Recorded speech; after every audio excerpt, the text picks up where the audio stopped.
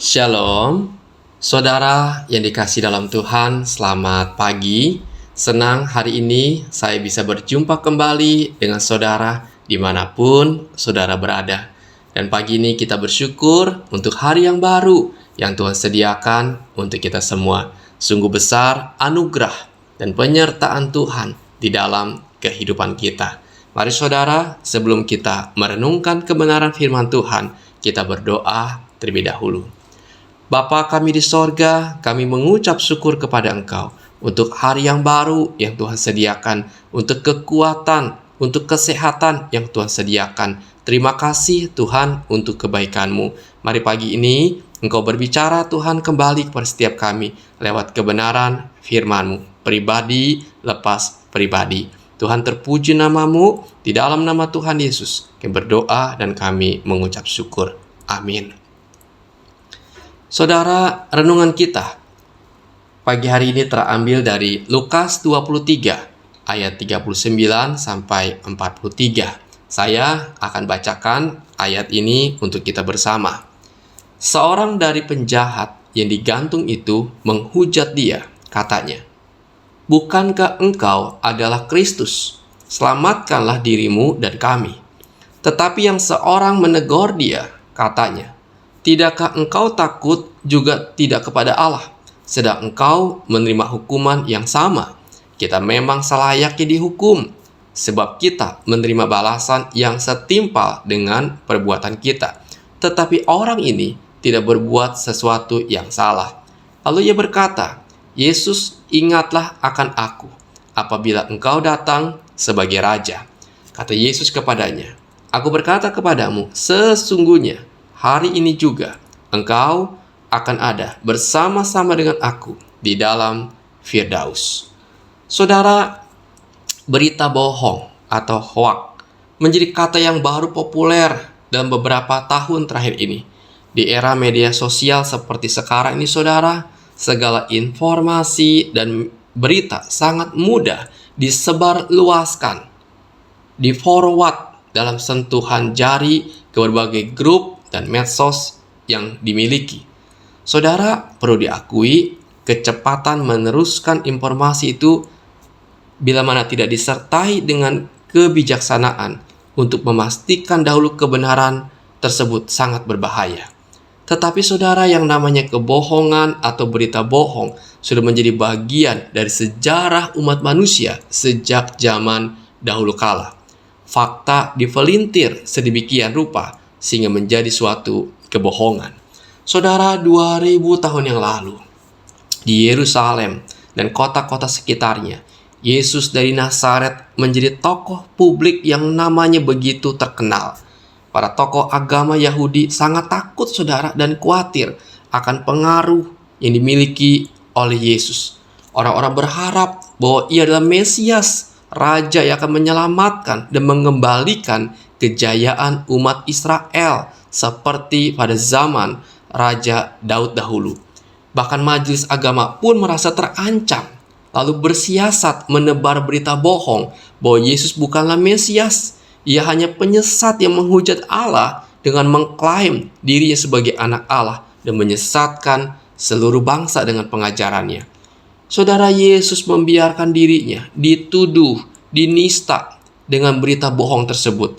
Akibatnya, Yesus pun dijatuhkan hukuman penyaliban dengan sungguh tidak adil. Saudara, hoak yang beredar waktu itu adalah Yesus disebut penghujat Allah dan penyesat umat Allah. Tetapi apakah fakta sebenarnya? Faktanya ialah Yesus memang adalah Sang Mesias yang datang untuk menyelamatkan umat Allah. Ia adalah juru selamat yang menyerahkan dirinya untuk mati sebagai korban penghapus dosa bagi manusia. Saudara, ia sama sekali tidak layak untuk dihukum seperti kata salah seorang penjahat yang turut disalibkan di sebelah dia. Di tengah kebohongan yang merebak luas, penjahat ini menyadari keberdosaannya dan memohon kepada Yesus untuk mengingat dirinya. Sedangkan penjahat satunya lagi menelan mentah-mentah berita bohong yang beredar dan dia percaya akan berita itu. Saudara, keduanya sama-sama adalah penjahat yang berdosa dan pantas dihukum. Tetapi yang satu percaya kepada fakta bahwa Yesus adalah Mesias yang sejati, dan yang lain percaya kepada hoak. Yang satu menerima anugerah kehidupan kekal dalam iman kepada Kristus, tapi yang lain tetap binasa dalam dosa-dosanya.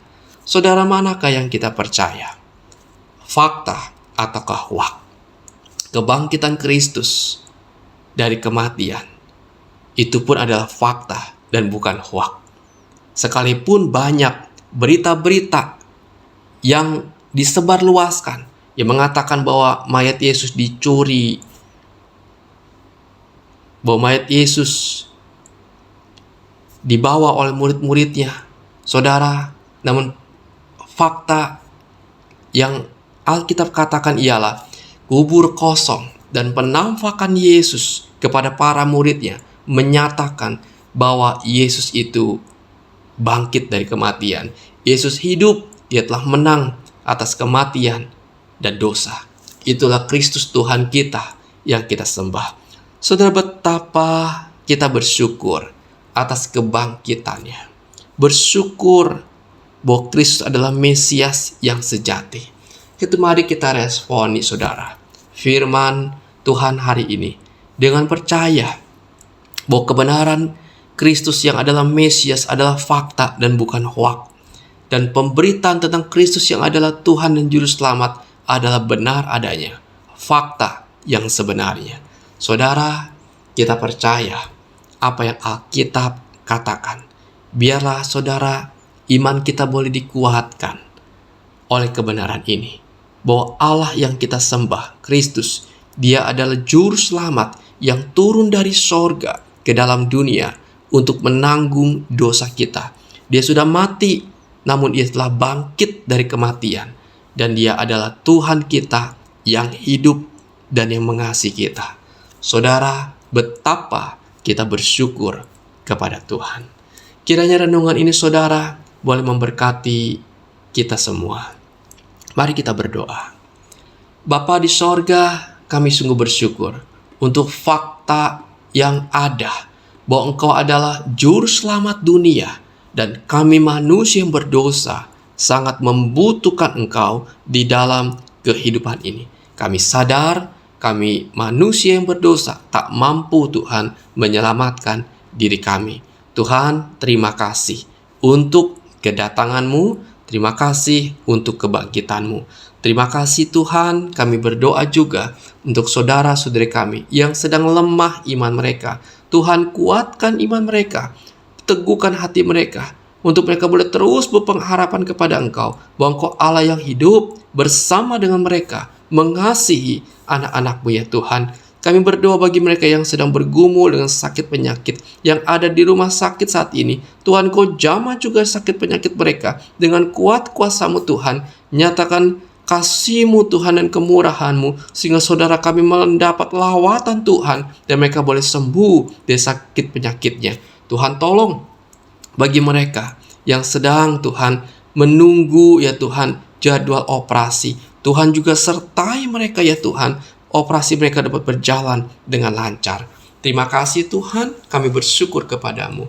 Di dalam nama Tuhan Yesus kami berdoa dan kami mengucap syukur. Amin. Puji Tuhan saudara, kita telah mendengarkan renungan firman Tuhan pagi hari ini. Kiranya terang firman Tuhan ini boleh menerangi langkah hidup kita sepanjang hari ini. Dan mari saudara, kita melakukan minimal satu kebaikan kepada sesama kita pada hari ini. Dan sampai jumpa lagi di renungan selanjutnya dalam channel Sate Kristen. Tuhan Yesus memberkati.